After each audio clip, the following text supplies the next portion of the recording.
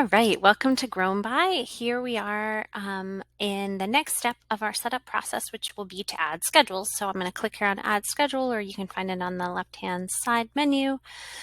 So as I said in the locations video, every product that you sell will need to be linked to a location and a schedule. We now have some digital products where that's not exactly true, but for almost all products, they need a location and a schedule. So this is the schedule part. So we'll need to select a location that goes with this schedule. It says location or zone right here, and as you're seeing it, zone will pertain in the future to delivery or shipping. But for now, let's look at, I have two different locations, and each of these locations might have more than one schedule, right? I might allow pickups on my farm on Tuesdays and Thursdays, for instance, or I might have a farmer's market that runs Fridays and Saturdays. So let's say here that we're going to do Pleasantville Farmer's Market, and we're going to call it distribution name will be Pleasantville Saturdays. My computer's moving a little slow because it's making this video. And then for notes, anything to help somebody find you. So in this case, we might say at the northeast end of the market, under the yellow tent.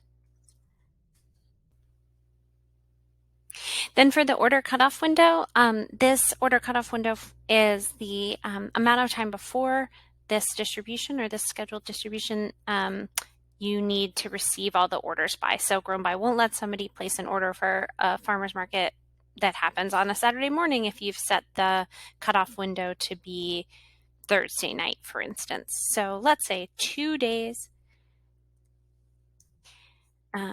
You can also set a 0-day cutoff window, which could be really useful in certain situations. We have other articles about that.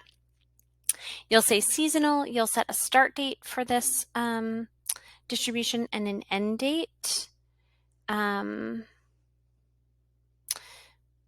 So let's say the start date is May 20th and the end date is December 2nd.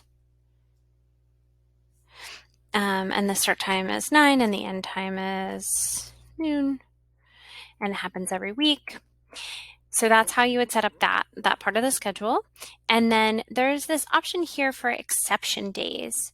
So you can have either a skip day, which is a day you just do not, it's a week you just do not have that delivery, or you can have exception and reschedule days, which might be maybe you don't have this pickup on its regularly scheduled day, but you have it at another time during the week.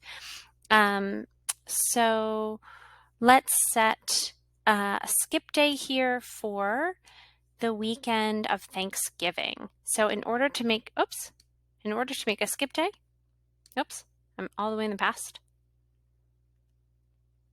So let's make a skip day for the week of Thanksgiving.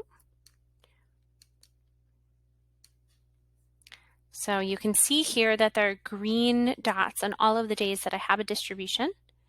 And so maybe I don't want to have a distribution this day. I'll click on it. That will be turned red for exception day. And if I click on it again, it'll turn blue for a skip day. So we know that that day is skipped. And that's all we need to do to set up our schedule. We can click Save, and that will show up on our main schedule page. If you have more than one schedule, you may have more than one schedule. So maybe I have Pleasantville Saturdays and I have other days in Pleasantville at the same market, but that market actually only has distributions on Saturdays, but there are others that have multiple days of a week. And so you might have Pleasantville Saturdays, Pleasantville Tuesdays. You can, from the schedules page, you can copy a schedule. So if you have if you have other Saturday markets, you might copy it and edit it. You can also hide ones that you don't want to see for right now, which will make them so that they're not visible to your customers and